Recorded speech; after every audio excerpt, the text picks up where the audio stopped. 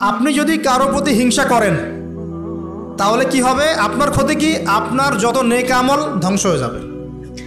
হিংসা সেভাবে নেক আমলকে পুড়িয়ে দেয় যেমন করে আগুন কাঠকে পুড়িয়ে দেয়। হাদিস শুনেছেন হাদিসটা? হিংসা সেভাবে নেক আমলকে পুড়িয়ে দেয় যেভাবে আগুন কাকে পুড়িয়ে দেয়? কাঠকে। আগুন কাঠে আগুন ধরিয়ে দেন, কাঠ বাকি থাকে, কয়লা ছাই হয়ে যাবে। ঠিক একইভাবে আমল নামার নেকি সব ছাই হয়ে যাবে। আর যদি আপনাকে কেউ হিংসা করে, ঈর্ষা করে, মানে ঈর্ষা না, হিংসা করে এবং আপনার দিকে বদনজর দেয়, হ্যাঁ, আপনার ক্ষতি চায়, আপনার সাথে কুফুরি করে ইত্যাদি, তাবিজ কবজ করে, তখন আপনারও ক্ষতি হতে পারে। চোখ লাগলে, বদনজর হলে, তাবিজ কবজ, আপনার ক্ষতি হতে পারে। আর এই ক্ষতি থেকে আপনি বাঁচবেন কিভাবে? এটা তো আপনার হাতে নাই, তাই না? কেউ যদি আপনাকে ঈর্ষা হিংসা করে, এটা তো আপনার হাতে নাই, আছে? নাই।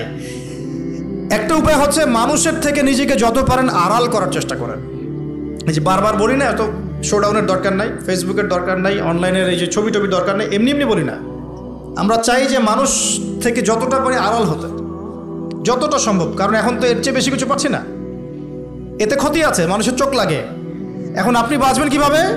প্রতিদিন সূরা ফালাক, সূরা নাস, ইখলাস সকাল সন্ধ্যা 3 বেলা করে, সকাল সন্ধ্যা 3 বার করে সূরা ফালাক, সূরা নাস, সূরা ইখলাস। প্রত্যেক নামাজের পর আয়াতুল কুরসি, ঘুমানোর আগে আয়াতুল কুরসি, সূরা বাকারার শেষের আয়াত, সূরা মুলক।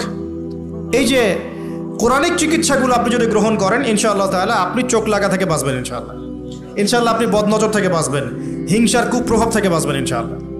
তো এগুলো কিন্তু হেলা কথা বলছি না, এটা এত মারাত্মক। নবী সাল্লাল্লাহু আলাইহি ওয়াসাল্লাম বলেছেন যে চোখ লাগা বদনজরগুলো এত মারাত্মক যে একটা জীবন্ত উটকে রান্নার পাত্রে নিয়ে আসতে পারে। এত ডেঞ্জারাস, এত ডেঞ্জারাস।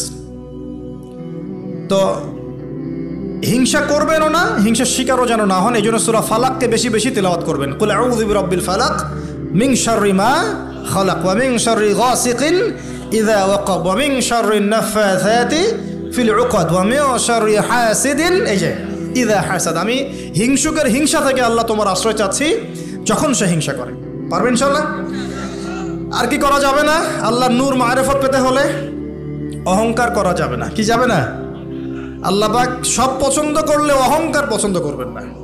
আল্লাহ পাক অহংকার পছন্দ করবেন। আল্লাহ পাক অনেক পাপ মাফ করে দিতে পারেন। অহংকার আল্লাহ পাক খুব কঠিনভাবে ধরেন।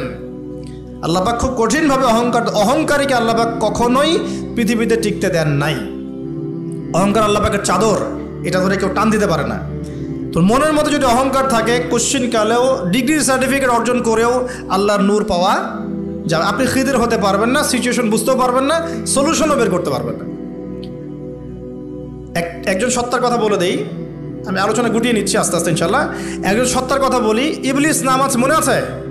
ইবলিস, সে কি আল্লাহর একজন আবেদ ছিল না? ইবাদত করে নাই? তার জ্ঞান ছিল না?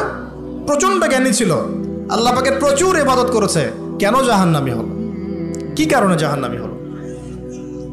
দেখেন, সে আল্লাহ পাকের আদেশকে লঙ্ঘন করেছে, সেজদা করে নাই, এই তো। আদম আলাইহিস সালামও তো গাছের কাছে চলে গিয়েছেন, তাহলে আদম আলাইহিস সালামও তো গাছের কাছে গিয়েছেন, আল্লাহ পাকের হুকুমটা লঙ্ঘন হয়ে গেল না? ইবলিসও তো লঙ্ঘন করেছে, তাহলে উভয়ের মাঝে কি পার্থক্য? পার্থক্যটা হচ্ছে আদম আলাইহিস সালাম ভুল করে তওবা করে ফিরে এসেছেন, অহংকার করেন নাই, করেছেন? পক্ষান্তরে ইবলিস ভুল করেও তার উপর অটল থেকেছে। সে বলেছে খলাকতানি মিন নার ওয়া খলাকতাহু মিন তিন। আল্লাহ, আপনি যে আমাকে বলছেন আদমকে সিজদা করতে, আপনি ভুল, আমি সঠিক। নাউজুবিল্লাহ। এই যে আবা ওয়াস্তাকবারা, সে উদ্ধত হলো এবং অহংকার প্রদর্শন করলো। এই একটা কারণেই আল্লাহ পাক কি করেছেন? তাকে চিরস্থায়ী জাহান্নামে দিয়েছেন। কথা কি বুঝতে পারছেন? অতএব অহংকার থাকলে আল্লাহর নূর পাওয়া যাবে না। ইবলিসের ইবাদত ছিল, টিকতে পারে নাই।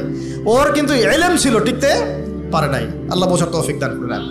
আর অহংকার মানে এই নয় যে আপনি ভালো জামা পরেছেন, ভালো একটা সুন্দর বাড়ি করেছেন, আপনার জুতাটা সুন্দর, আপনার মানে কিছু জমি জমা আছে, হ্যাঁ, আপনার চলাফেরা, আপনি শৌখিনতা পছন্দ করেন, এটার নাম অহংকার নয়।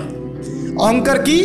অহংকার হচ্ছে মাতরুল হক ওয়া গামতুন নাস, সত্য যেটা আল্লাহর পক্ষ থেকে সত্য বিধানটাকে অস্বীকার করা এবং মানুষকে তুচ্ছ তাচ্ছিল্য করা, এই হলো অহংকার। মনে থাকবে? অহংকার কি? সত্যকে প্রত্যাখ্যান করা এবং মানুষকে কি করা? তুচ্ছ তাচ্ছিল্য করা। একজন মুমিন ভাইয়ের খারাপ হওয়ার জন্য এতটুকু যথেষ্ট যে সে আরেকজন মুমিন ভাইকে তুচ্ছ তাচ্ছিল্য করছে। এখন এই সোশ্যাল মিডিয়াতে এটা হয় না? সোশ্যাল মিডিয়া মানেই হচ্ছে যাকে পাও ধুয়ে দাও একদম, মানে এর মধ্য দিয়ে দিনের কি যে খেদমত করতেছে আল্লাহ ভালো জানে।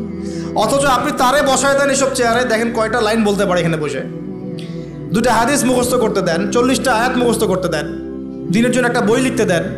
মানে এখন দেখবেন এমন একটা যুগ চলছে, যারা কাজ করে ওরা বেশি সমালোচনার শিকার হয়, যে কাজ করে না ওর কোনো সমালোচনাই নাই। অন্তরটা পবিত্র হবে ইনশাআল্লাহ আজ্জা ওয়া জাল।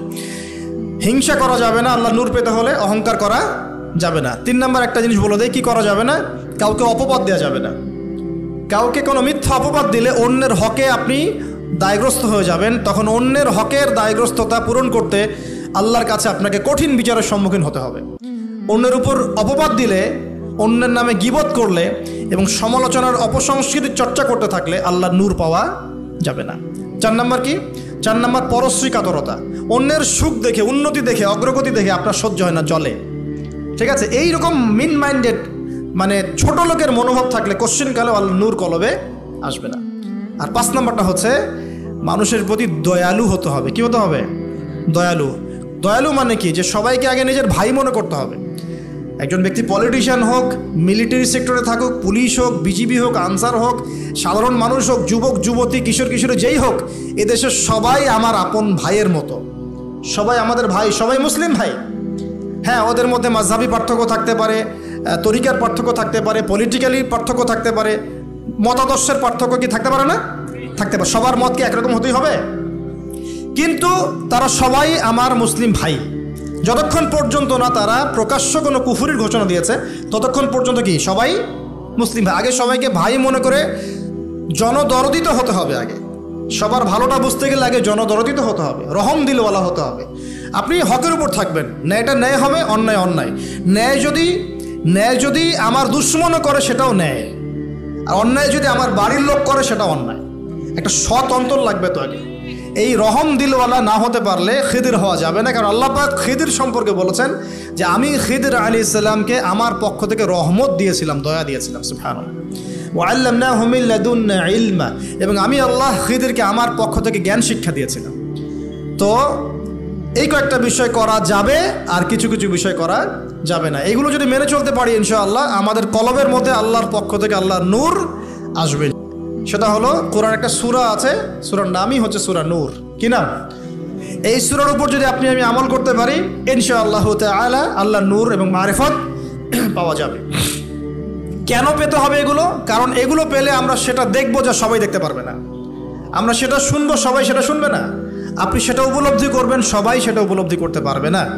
বাহ্যিকভাবে সবাই একটা কিছু বুঝবে, কিন্তু আপনি রিয়েলিটি বুঝতে পারবেন যে আসলে বাস্তবটা কী হচ্ছে।